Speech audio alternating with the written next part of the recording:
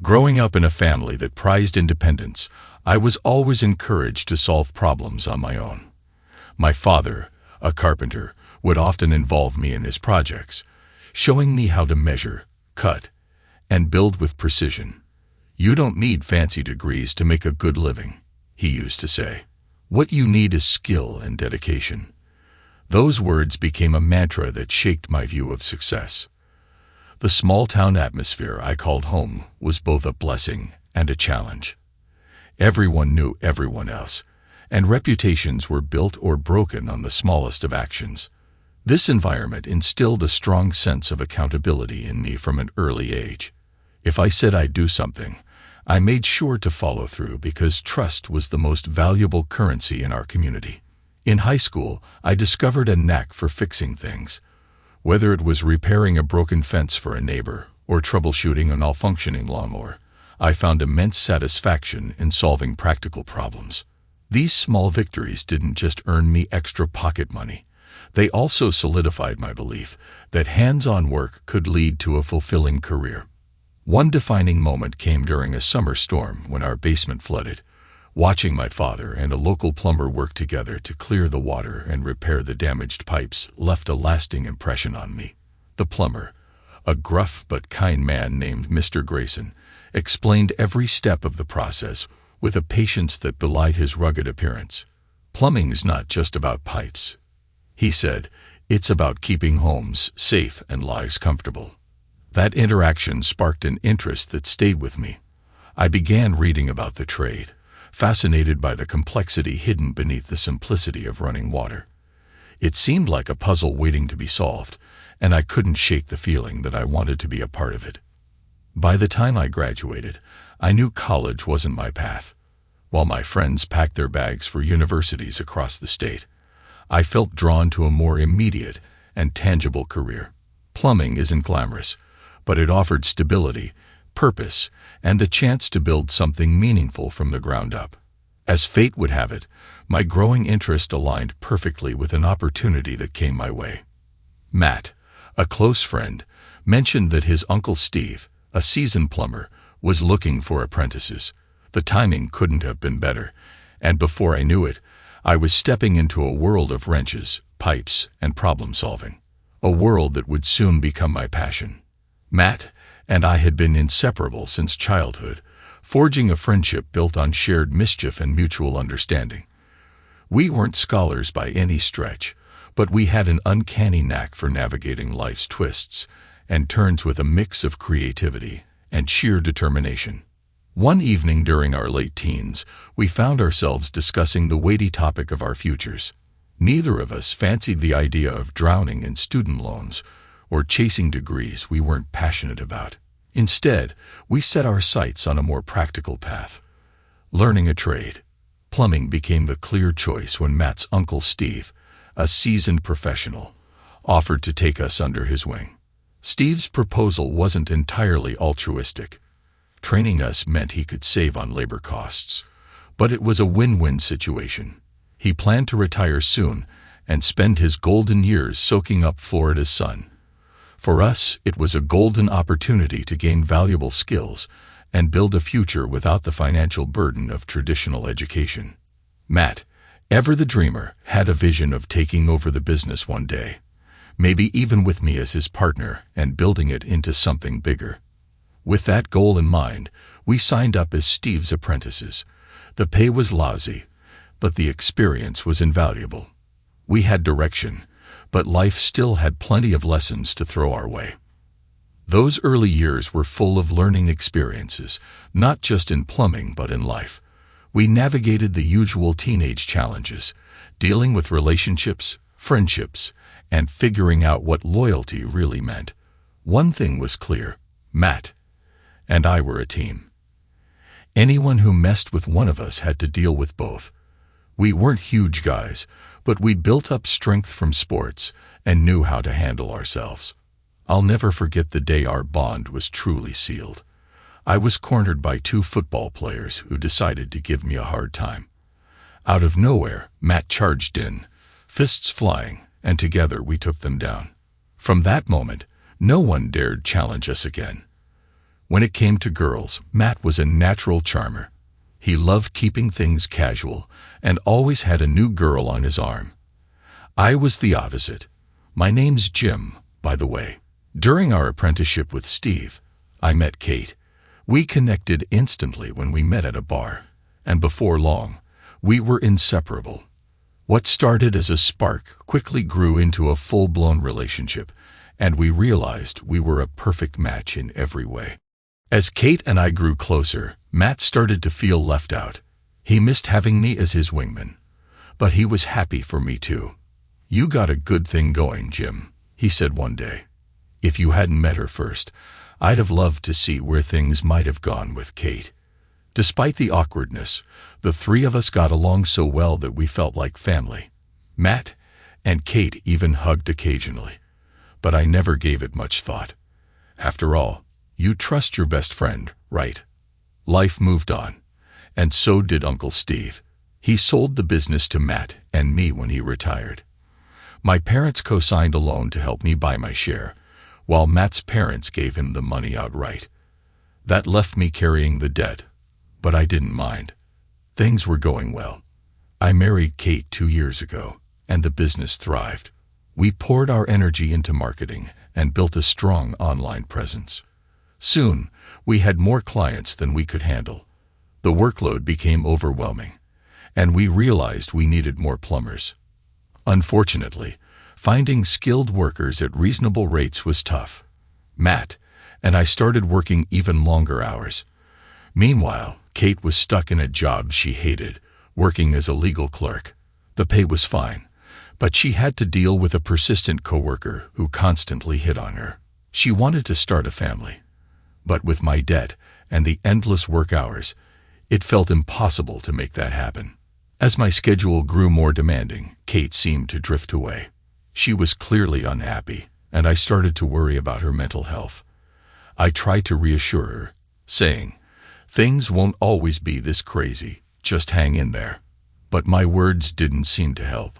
Then, out of nowhere, she changed. It was like someone flipped a switch. Kate suddenly seemed lighter and happier, and the tension that had weighed her down was gone.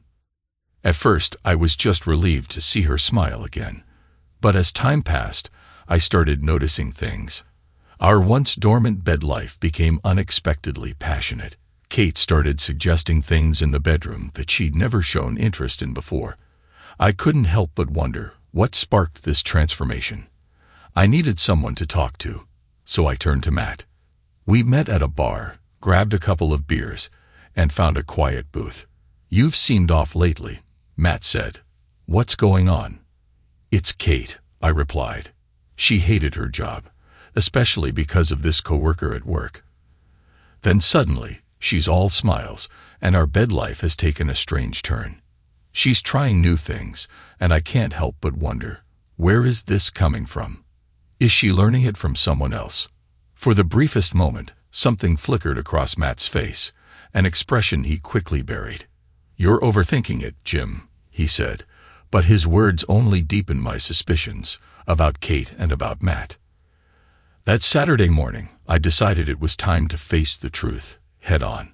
Over breakfast, I calmly said, "I've got a packed schedule today. Tons of work. I'll be gone all day. Perfect chance for you to invite your lover over."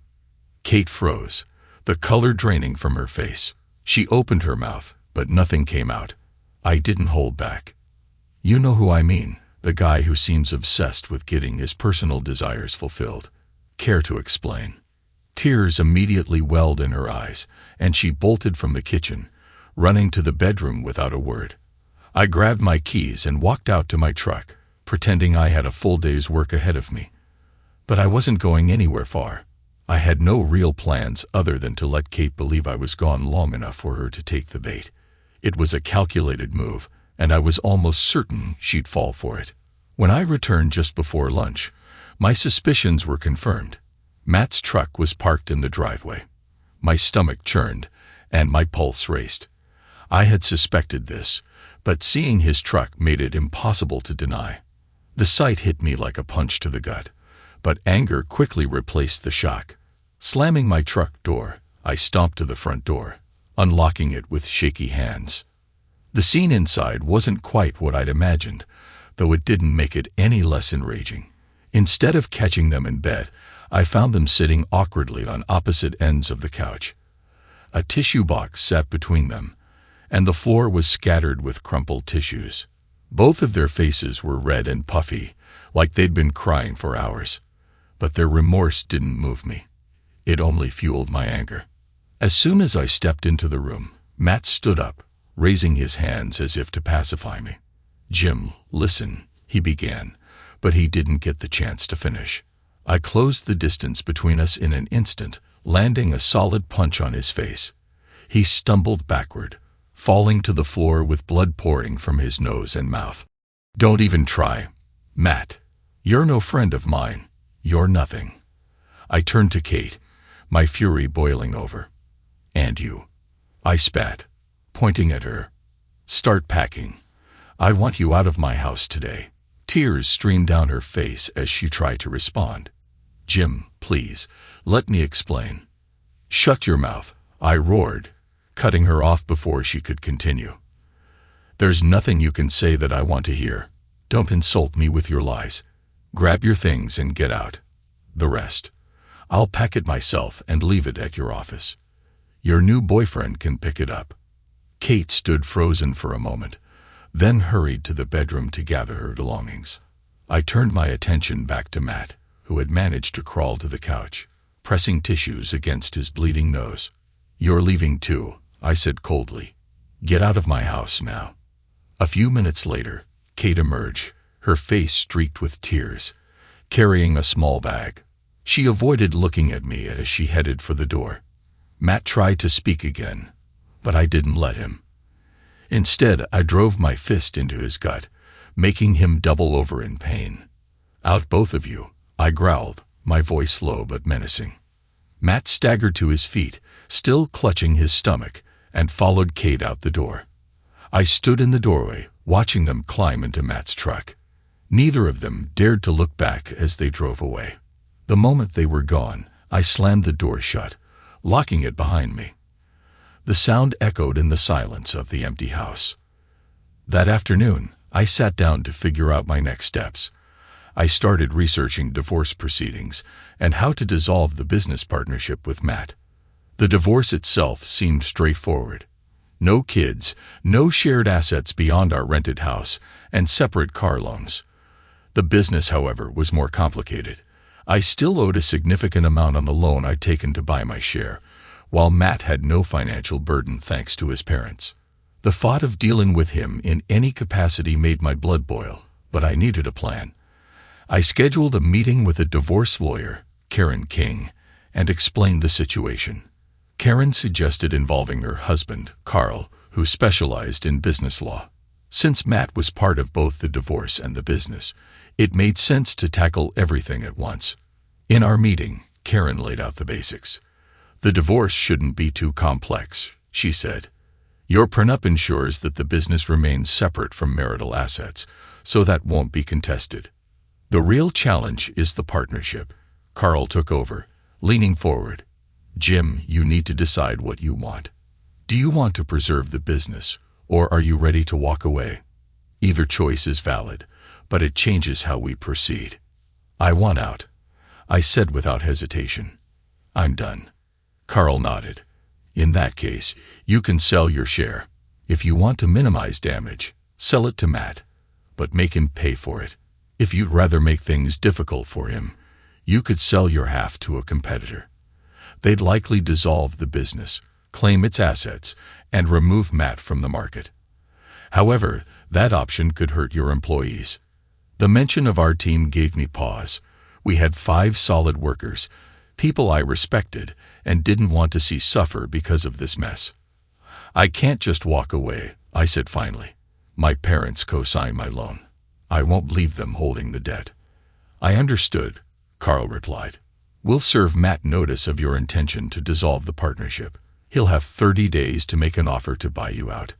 As for the divorce, we'll make sure Kate gets served at work. That should send a clear message." For several days, I cut myself off from the outside world.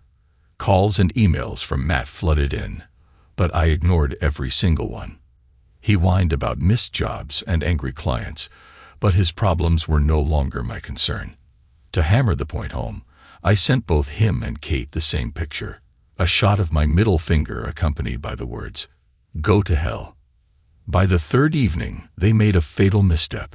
Kate let herself and Matt into my house using her key, a move that ignited my rage the moment I heard the door creak open. Without waiting for an explanation, I charged into the living room. My anger erupted in a flurry of punches aimed at Matt. "Jim, stop. Let's talk," Matt pleaded, raising his hands to shield himself as my fists landed. His nose broke with a sickening crunch, blood gushing as he stumbled backward. "Jim, please stop," Kate cried out, her voice cracking with desperation. I turned on her, cold and unyielding. "Matt is never setting foot in this house again, and you forfeited any claim to it."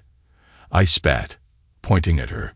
"Since you thought it was okay to use your key, you can hand it over, right now." Her hands trembled as she removed the key from her ring and placed it in my outstretched palm. "If you have anything to say to me, you can arrange a meeting through my lawyer," I added, my voice cutting, "and don't bother showing up if he's there. Now get out." I looked back at Matt, whose bloodied face only fueled my disgust. "As for you, be at the office tomorrow morning at 8. We'll settle this in front of the staff. Oh, and just so you know, I've already spoken to Cooper's Plumbing. They're ready to buy my share of the business." Matt's expression darkened, but he stayed silent. The two of them shuffled out without another word, and I locked the door behind them. If they hadn't understood the depth of my fury before, they surely did now. They'd taken everything from me, but I was determined to make them pay. That night, I made it clear to the world what had happened. I updated my Facebook status to separated and unleashed a scathing post. "It's time to set the record straight. My wife, Kate, and my so-called best friend, Matt, have been having an affair. They betrayed me in the worst possible way. A wife cheating with her husband's business partner. Effective immediately, I've thrown her out of my house, and I'll be cutting all ties with both of them. The divorce is in motion, and I'm selling my share of the business. If you consider yourself my friend, do me a favor. Never mention their names around me again. They're dead to me." The post spread like wildfire.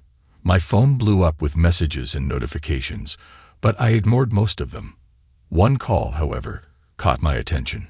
Kate's father, James. Out of respect, I decided to answer. "Jim," he began, his tone filled with regret. "I heard about everything. This is awful. Is there anything I can do to help?" "James, I appreciate the call," I replied. "But there's nothing anyone can do to fix this. If you want to help, encourage Kate to finalize the divorce quickly so we can all move on. She's staying with us tonight." He admitted softly. "She's devastated, Jim. She says she made a horrible mistake and that she still loves you. Would you be willing to talk to her?" "No," I said firmly. "She knows the only way I'll talk to her is through my lawyer. There's nothing left to say. I'll never forgive her, James." He sighed, the sadness evident in his voice. "I understand. I just wanted to try. I'm truly sorry this happened, Jim. You deserve better." "Thank you, James," I said. "And thank Martha as well. You've both been good to me. And I'm sorry it's ending like this. Take care." The next morning I arrived at the office at 8 a.m. sharp and gathered the staff for a meeting. Matt sat stiffly, his bruised and bloodied face a testament to the night before. I stood in front of the room, letting the tension build for a moment before speaking. "Let me cut to the chase," I began, my tone cold. "Matt and Kate have been having an affair. If any of you knew about this and kept it from me, there will be consequences." A wave of shock rippled through the room as I continued. "Here's what's happening. I'm selling my share of the business. Cooper's Plumbing is interested, and if they buy, this company may shut down. I can't promise anything about your jobs, but I'll do what I can to make the transition smooth. You all deserve better than this mess."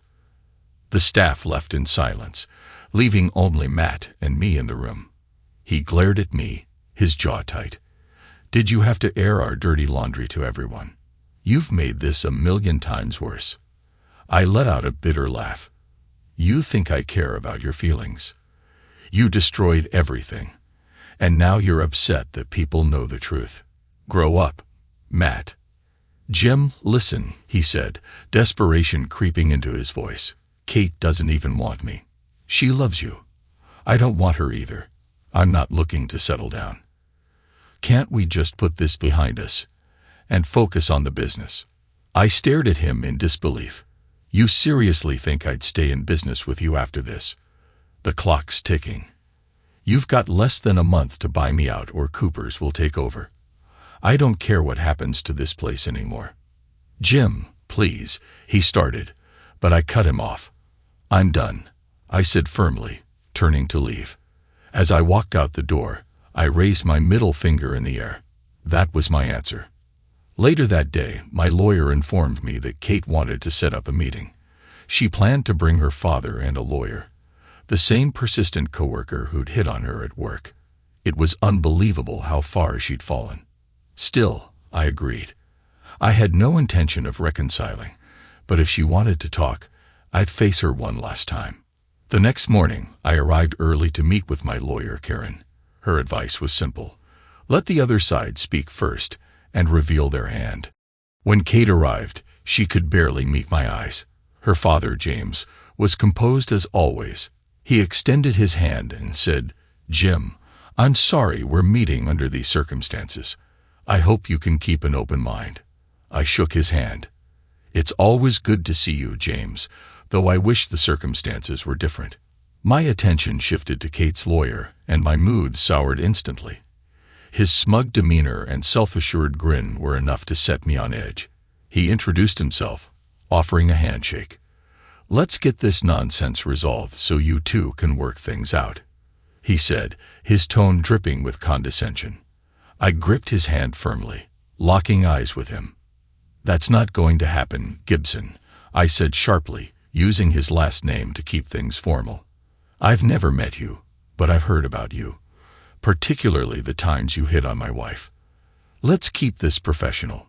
You may address me as Mr. Wilson." I let go of his hand, and his confident smirk faltered. Karen stepped in with her trademark professionalism. "Mrs. Wilson, please explain why you called this meeting. The divorce terms are equitable, and Mr. Wilson has made it clear that reconciliation is not an option after such an egregious breach of trust." Kate opened her mouth to respond, but Gibson interjected. "That's quite the exaggeration." I cut him off, my voice steely. "It's not an exaggeration, it's the truth. Are you here to contribute to this discussion, or to waste our time?" Kate finally found her voice. "Please, everyone, let me speak.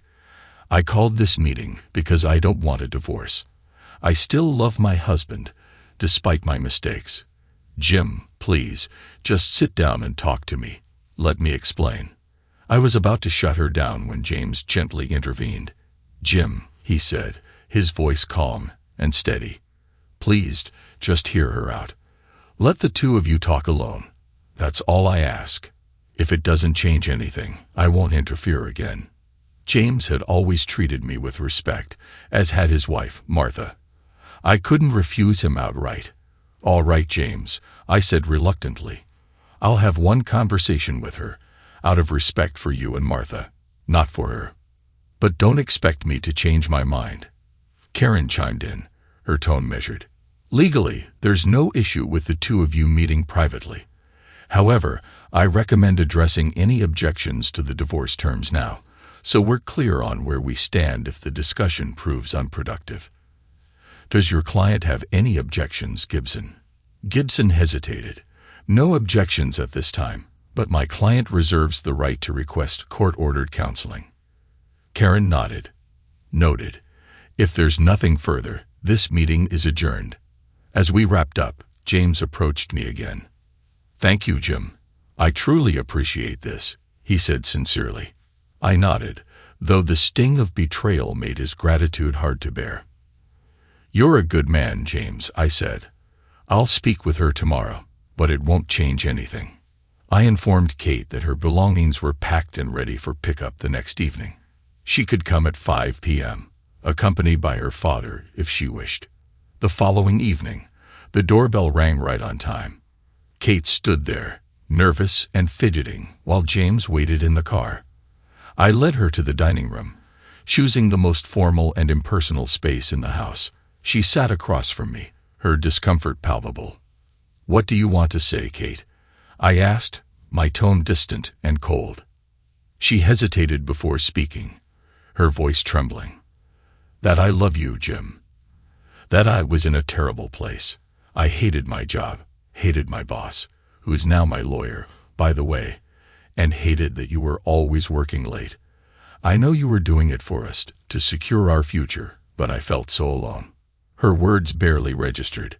"So you're saying it's my fault? That you fell into Matt's bed by accident?" I snapped, my voice cutting. "No, that's not what I'm saying," she insisted, tears brimming in her eyes. "I was depressed, Jim.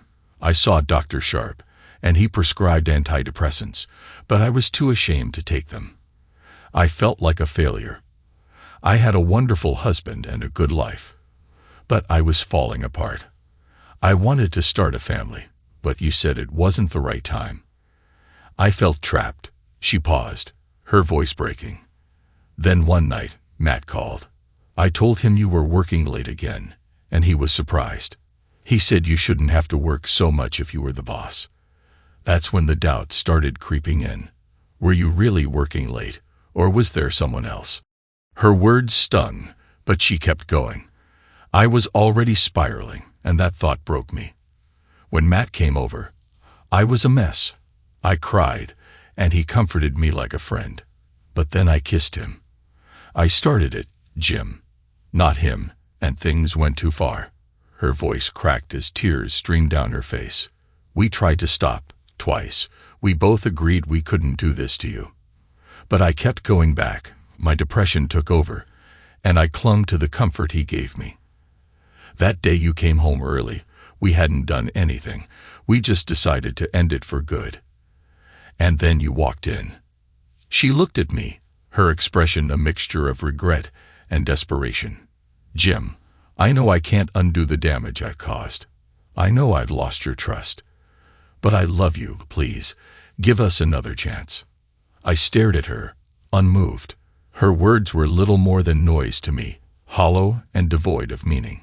She must have realized her plea had failed because her gaze held no hope, only quiet acceptance. It didn't matter what she said. The reality was clear. The so-called cure for her depression had been my best friend. That was her excuse, her justification, and it was laughable. "You've got a twisted way of showing love, Kate," I said. My voice was as flat as my feelings for her. "Not a single thing you've said makes this easier to stomach. You betrayed me with someone I trusted most. Both of you are disgusting, and I want you out of my life." Her tears began again, but I felt nothing. "Just sign the divorce papers," I continued. "Let's get this over with. There's no forgiveness, no path forward.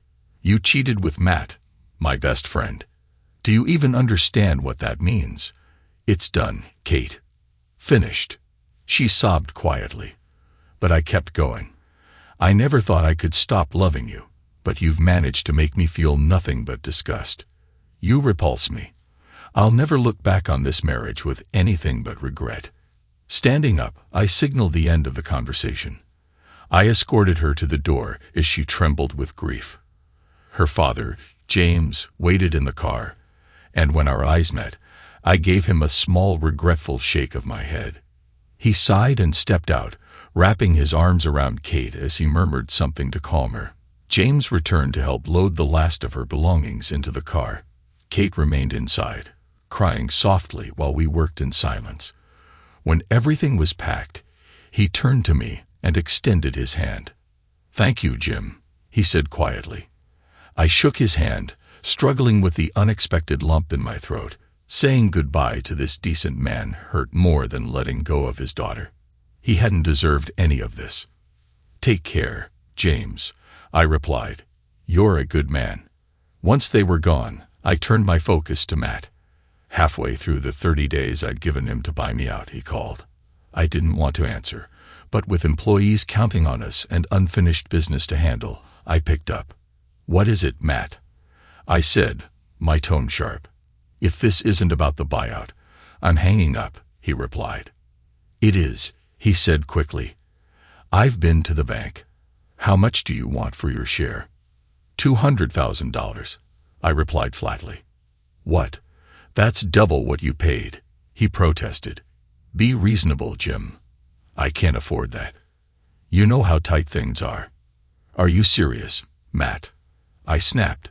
"This isn't something you can fund with the company's cash flow. You need to raise the money. Sell assets, take out a loan. I don't care how. You're buying me out, not stealing from me." "Come on, Jim," he pleaded.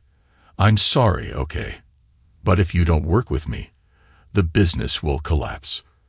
I laughed bitterly. "That's the idea, Matt. $200,000 is what Cooper's Plumbing offered me. If you can't match it, I'm selling to them." A week later, he called again. "Jim, the best I can do is $180,000. Can we work something out?" I hung up. As the deadline approached, he called once more. "Fine," he said, defeated. $200,000. I'll pay it." I didn't respond immediately. "Jim," he shouted, "what's the problem?" "I'll pay your price," I said. "That's Cooper's bid, Matt," I replied. "You need to beat it." "For God's sake, Jim," he groaned. "Fine. How much more?" $200,005. I said, "Take it or leave it." "Fine," he muttered bitterly. "You win." By the deadline, the payment was made, and my lawyer confirmed that the deal was final. I was officially out. No more, Matt. No more partnership. No more ties to this betrayal. It was time to move forward. Months passed before I finally got a court date for the divorce. I hoped it would be a clean end to this nightmare. Things started smoothly. Both sides agreed to the terms, but then Kate's lawyer, Gibson, disrupted the process. "Your Honor," he said, "my client requests court-ordered counseling." My frustration boiled over. "You've got to be kidding me," I blurted, earning a sharp reprimand from the judge. "Mr. Wilson," the judge warned, "keep your language appropriate in this court. Your attorney may respond." Karen stood calm and composed. "Your Honor, counseling is entirely unnecessary. This case involves a severe breach of trust. Mrs. Wilson engaged in an affair with my client's best friend. Mr. Wilson has made it abundantly clear there is no possibility of reconciliation. Counseling would be a waste of resources." The judge turned to Gibson. "Does your client wish to address the court?" Kate stood, visibly frail, her voice trembling. "Your Honor, I know what I did was unforgivable. I've lost my husband's love, and it's tearing me apart. I just want a chance to show him how much I care. I'm not asking for forgiveness. I know I don't deserve it, but I need him to know how much he means to me." Her words were raw, filled with regret. "I've been on antidepressants, but nothing helps. I feel like my life is falling apart. All I want is to fix this, to be the wife he deserves. Please give me that chance." The judge leaned back, considering her plea. "Mrs. Wilson," he said finally, "your pain is evident, and I don't doubt your sincerity. But counseling requires the participation of both parties.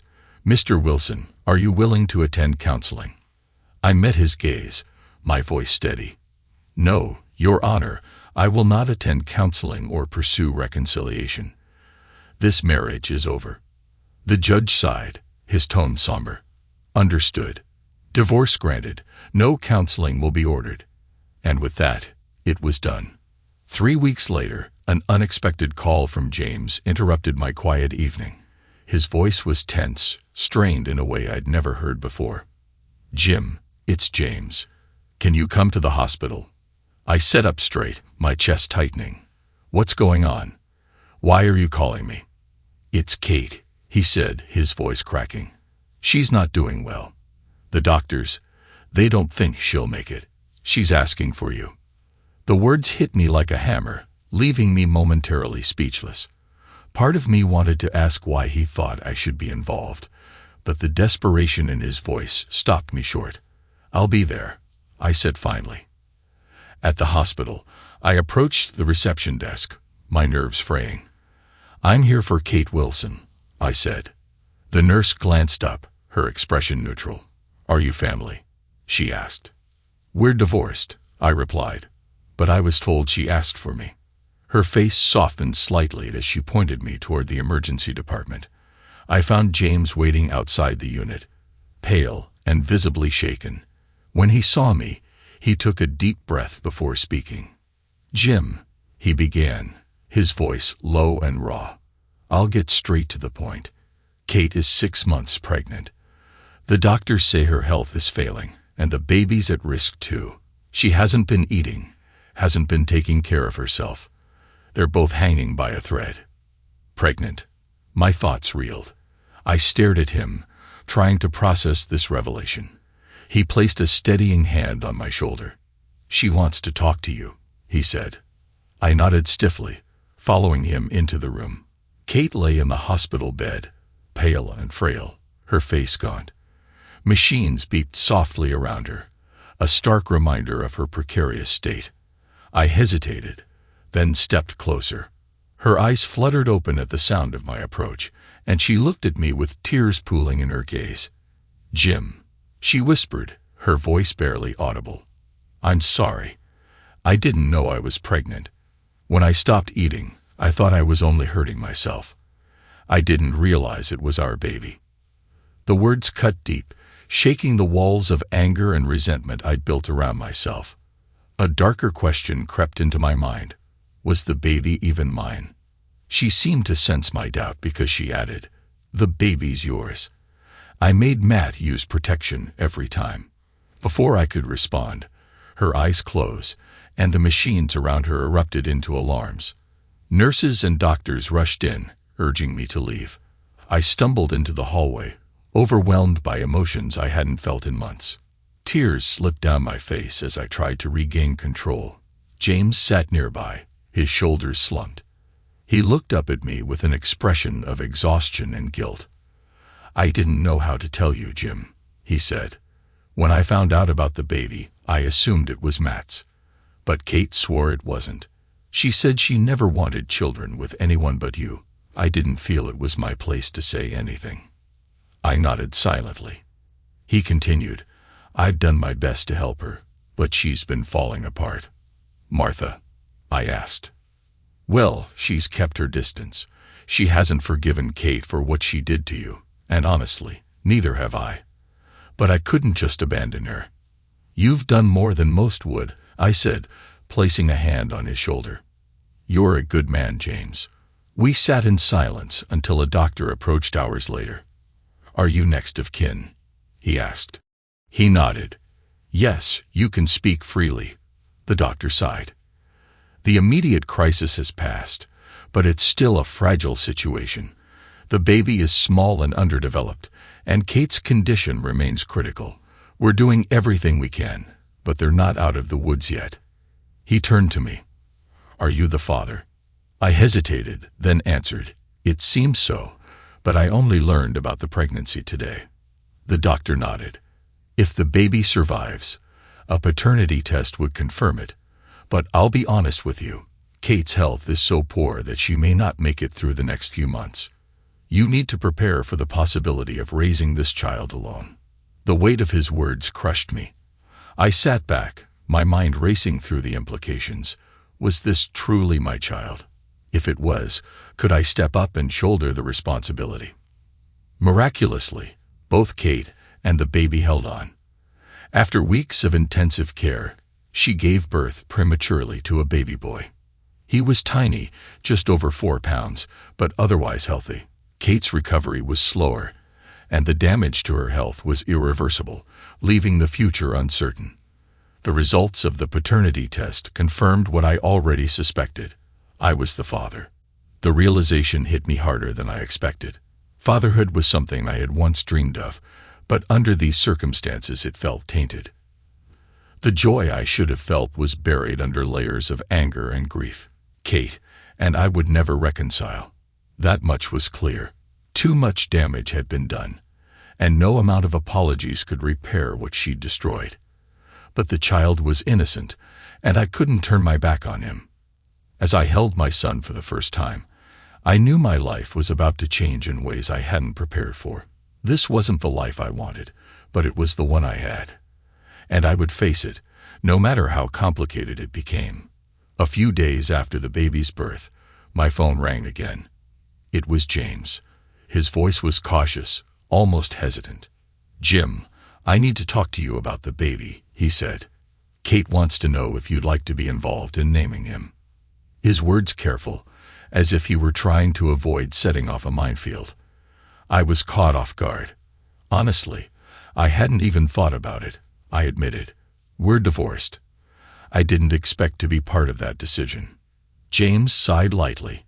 "She mentioned she doesn't want to use your surname. She's thinking of using mine. Kelly, would you be okay with that?" I exhaled slowly, processing the suggestion. "James, I think that's a conversation you need to have with her, but don't you think I should meet him first?" There was a pause on the other end before James responded. "You're right, Jim. You should. Come by tonight around 7. I agreed, feeling a mix of apprehension and curiosity as the call ended. At exactly 7 p.m., I arrived at James's house. He greeted me at the door, his usual warm demeanor tempered by the strain of recent months. Martha appeared briefly, her face lined with exhaustion and worry. She hugged me lightly and whispered, "This isn't what we raised her to be, Jim." I nodded silently, and they left me alone with Kate and the baby. Kate looked up when I entered the room, her voice soft and uncertain. "Hi, Jim. Thanks for coming. Would you like to hold him?" I hesitated, unsure of how to feel. The baby wasn't to blame for any of this. Slowly, I stepped forward and took him into my arms. The moment I held him, something in me cracked. A rush of emotions, pain, regret, anger, and something deeper surged through me. His tiny face turned toward me, his eyes blinking as he gazed up. I felt my chest tighten, and against all odds, a small unexpected smile crept across my face. Kate noticed. "He's beautiful, isn't he?" she said softly, her own smile tentative. I nodded, unable to stop the wave of feelings crashing over me. Then, just as quickly, reality slammed back into place. My heart ached with the weight of what could have been. "Why, Kate?" I said, my voice breaking. "Why did you ruin us? We could have had everything. This could have been perfect." Tears filled her eyes as she whispered, "I know, Jim. I made terrible mistakes. Mistakes I'll regret for the rest of my life. But can't you forgive me? Can't we try to fix this for him?" I felt the weight of her words and tried to pass the baby back to her, but she wouldn't take him. Her voice hardened slightly. "You're not a coward, Jim. You've never run from anything. Don't run from this." She motioned to the baby. "We need to talk. If not for us, then for him. At the very least, he deserves a name." I sat back down, holding my son as a heavy silence settled over the room. After what felt like an eternity, I finally spoke. "James Kelly Wilson," I said quietly. "How does that sound?" Kate's tears spilled over as she nodded. "I like it," she whispered. "The two best men in my life." Her words stung, but I let them slide. "Kate," I said, my voice low but firm, "I need you to understand something. I'll be in his life. I'll support him and do right by him, but I can't have you in mine. What you did, I can't forgive it. You shattered everything, and I can't live with someone I don't trust. I'll be here for our son, but that's where it ends." After selling my share of the business and repaying the loan that had tied me to my parents' financial guarantee, I used the remaining money to start over. Plumbing was all I knew, so I launched my own business, Jim Wilson Plumbing. I had my truck rebranded with a simple, bold tagline: former managing partner of JM Plumbing. If Matt had a problem with it, he never voiced it. Work poured in. My name still carried weight in the community, and soon I had more clients than I could handle. Financial stability wasn't an issue anymore, but my life felt hollow. I worked hard, set up child support for James Jr., and even started a college fund for him without consulting Kate. If he chose not to go to college, he'd receive the fund on his 25th birthday. Visits with my son became the only bright spot in my life. I made it clear to Kate that I wanted minimal contact with her. James, ever the peacemaker, often acted as a buffer, doing his best to navigate the fractured relationship between us. He remained a steady, kind presence, a man caught in a situation he never deserved. Kate, meanwhile, hovered at the edges of my life. Her apologies continued, but they rang hollow. I couldn't forgive her, couldn't let go of the betrayal that had shattered everything we'd built. The idea of a future with her was unthinkable. This was my life now, working hard, providing for my son, and existing in a limbo of unresolved emotions. I didn't know what the future held, but as I looked at James Jr., I realized one thing. As complicated as life had become, he was my reason to keep moving forward. For him, I could face whatever came next, even if forgiveness and closure were still far out of reach. 6 months later, James called me again, his voice quieter and heavier than usual. "Jim, I need to talk to you about Kate," he began. "She's struggling." It reminded me of how she'd been focused entirely on work, and James Jr. with nothing else to anchor her. She hadn't dated, hadn't even entertained the idea. She's rebuffed everyone, even Matt. "Matt?" I asked, my voice sharp. "Yeah," James said hesitantly. "He made a pass at her a couple of months ago. She shut it down immediately." The news stirred something I wasn't ready to confront. I had assumed Matt might eventually become her fallback, an easy option with no emotional investment. Maybe he thought he could bypass the niceties and offer her a convenient arrangement. The idea infuriated me, though I wasn't sure why. Hadn't I wanted them to suffer? Still, my concerns shifted to Kate's well-being. If she was spiraling again, it wasn't just about her. It was about James Jr. A part of me considered pursuing full custody, but the reality was sobering. I wasn't ready for full-time single parenthood. Not yet. The alternative was clearer, albeit harder to swallow. I needed to help Kate stay healthy, both for her sake and our son's. The problem was, every solution seemed to involve more interaction with her than I wanted. My pride balked at the idea of forgiving her or even being around her. Forgiveness felt like an impossible mountain to climb, but life rarely leaves room for stubborn pride. Not long after that call, James informed me he'd suffered a minor stroke. There was no permanent damage, but it was a warning, a glaring sign that he couldn't keep shouldering the weight of everyone's problems. Martha, still distant and wounded by Kate's betrayal, hadn't been much help. James had been holding everything together at the expense of his own health. Now it was clear that I had to step up. We held what James jokingly called a non-family family meeting. It was time to reassess responsibilities. Kate agreed to stick to her medication and prioritize her role as a mother. Martha reluctantly promised to be more supportive of James. As for me, I agreed to take a more active role, not just as a father, but as a co-parent who could help ease the burden on James. The decision left a bitter taste in my mouth. I still felt betrayed, but James Jr. was my priority. Being his father meant setting aside my resentment and showing up, not just when it was convenient, but consistently. I began helping in practical ways. Twice a week, I brought meals to their house, staying through the evening until James Jr. was asleep. On weekends, I prepared simple dinners, meatloaf, pasta, or roast chicken. I wasn't a great cook, but no one was complaining.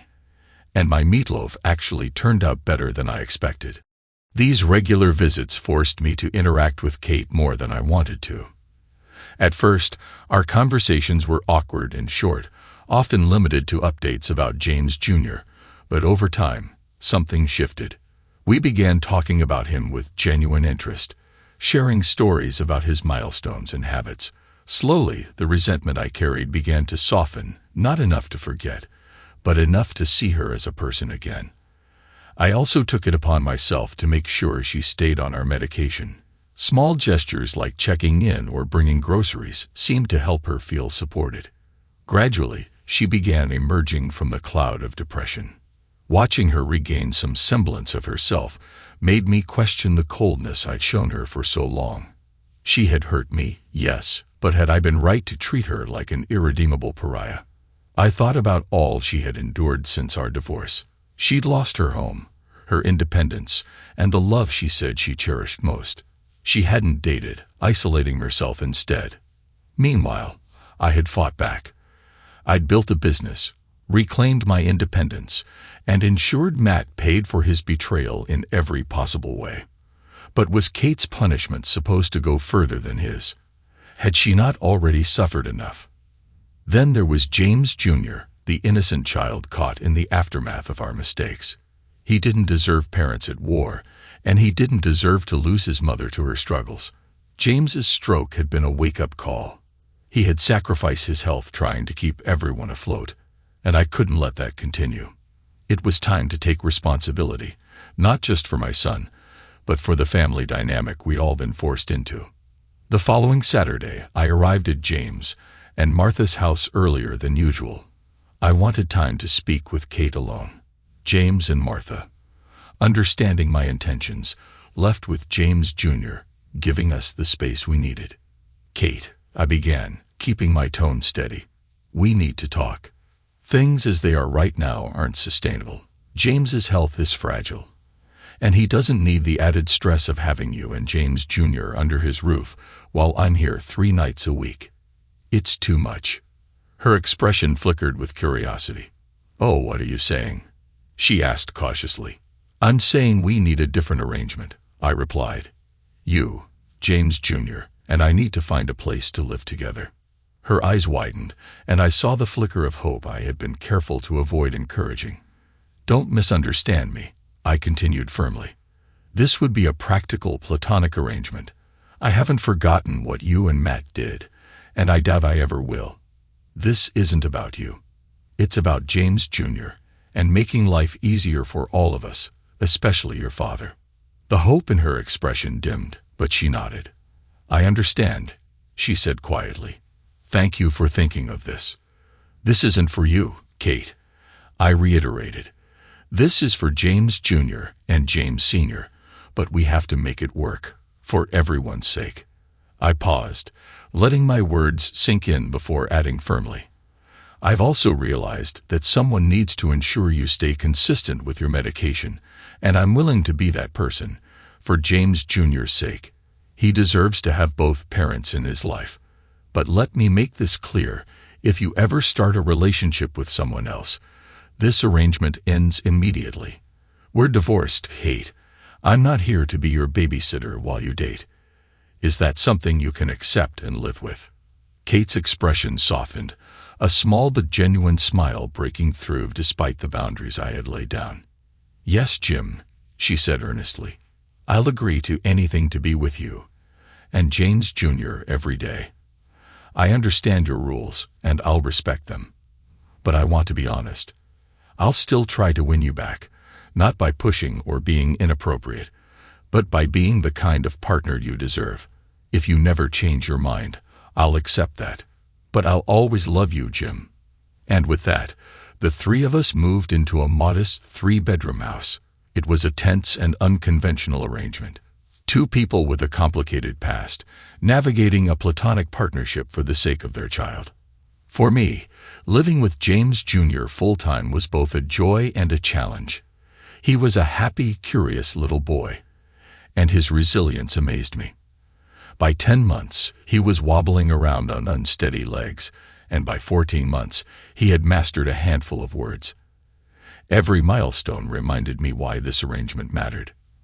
From the outside, we might have appeared like a normal family.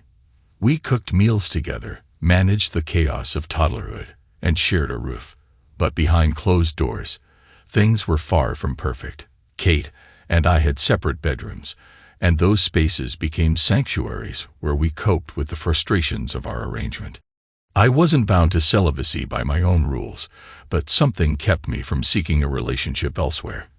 If I ever pursued someone, I resolved, it would be entirely outside the world we had created for James Jr. Over time, James's health improved. Relieved of the constant stress of managing Kate and James Jr.'s lives, he regained his strength. Martha, too, seemed to emerge from the emotional fog that had hung over her since Kate's infidelity. For a while, it seemed as if the storm had passed and our lives settled into an uneasy routine. But that kind of balance couldn't last forever. Kate, though outwardly composed, struggled beneath the surface. She adhered to the boundaries I had set, but the emotional toll of our arrangement weighed on her. She missed true closeness, and I couldn't deny that the tension in our home was palpable. As much as I hated to admit it, I felt it too. One evening, Kate broke the silence that had hung between us for months. "Jim," she said, her voice calm but laced with vulnerability. "I love you. I know you don't want to hear it, but I do. I've watched you growing more restless, and it scares me. I don't know how much longer I can live like this. These past months have been a gift, being with you and James Jr. again. But this half-life is hurting both of us." Her words hit me like a punch to the gut. Without responding, I grabbed my keys and left the house. It was the first time since we had moved in together that I walked out before James Jr. was asleep. My thoughts churned as I drove aimlessly, the weight of everything pressing down on me. Eventually, I ended up at the staging post, the bar I hadn't visited in over a year. The familiarity of the place brought a bitter taste to my mouth, especially when I spotted Matt's reflection in the mirror behind the bar. Before I could leave, he turned and saw me. His face lit up in a way that only deepened my irritation. "Jim," he said, walking toward me cautiously, his smile tentative. "Let me buy you a drink." I glared at him, the anger I thought I had buried flaring to the surface. "Get lost, Matt," I said coldly. "I have nothing to say to you." He dropped his hand, his expression tinged with regret. "I get it," he said. "You've got every reason to hate me. But Jim, I'm glad to see you're doing okay. I heard you and Kate are living together again." "That's great. I'm happy for you." "Happy?" I scoffed. "We're not together. We're not married, and we never will be, thanks to you." Matt flinched but didn't argue. "Jim," he said quietly, "I know I can't undo what I did. After the divorce, I tried to make things work with Kate. I thought maybe we could have something real, but she turned me down. She told me you're the only man she's ever loved." His words stopped me cold. He continued, his voice steady but subdued. "She told me she'd never love anyone else. She said she'd wait for you, no matter how long it took. I've made a mess of everything, Jim, but if there's one thing I know, it's that she still loves you." I didn't respond. Instead, I turned and left, his words echoing in my mind. When I got home, the house was dark and quiet. I called for Kate softly, not wanting to wake James Jr., but there was no reply. Her bedroom door was closed. I knocked lightly, then pushed it open to find her curled up on the bed, her shoulders shaking with quiet sobs. Without hesitation, I walked over and sat beside her. Kicking off my shoes, I slid under the covers and pulled her trembling body against mine. She didn't resist, her tears soaking into my shirt. After a long silence, I tilted her face toward me and kissed her deeply. Her breath hitched, but she didn't pull away. "Jim," she whispered, her voice breaking. "I love you." I kissed her again, softer this time, and then pulled back to meet her gaze.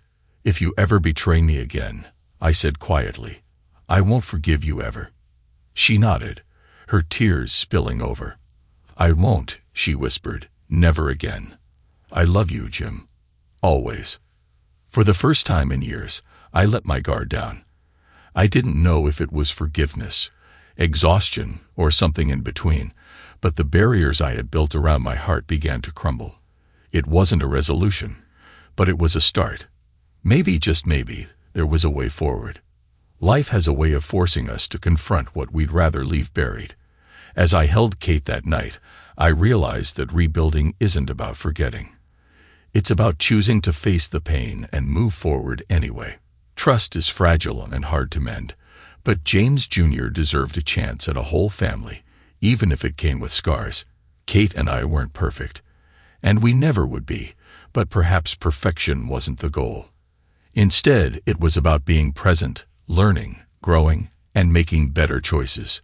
For the first time in a long while, I saw a glimmer of hope. Not the naive hope of starting fresh, but a tempered one. A hope born from the cracks and flaws, stronger because of them. The path ahead would be far from easy, but as I kissed my son goodnight and returned to Kate's side, I chose to take that first step. For James Jr., for us, and for whatever future we could build, one day at a time.